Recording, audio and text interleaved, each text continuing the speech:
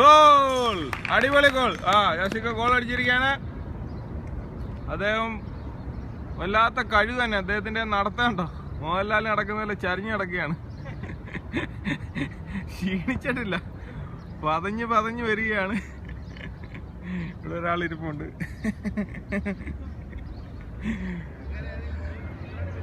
മിയാസിക്കായി കൂടെ ഇറക്കണ്ടല്ലായിരുന്നു.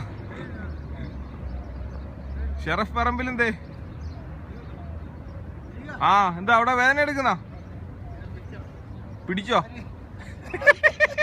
എന്തോ പിടിച്ചെന്ന്.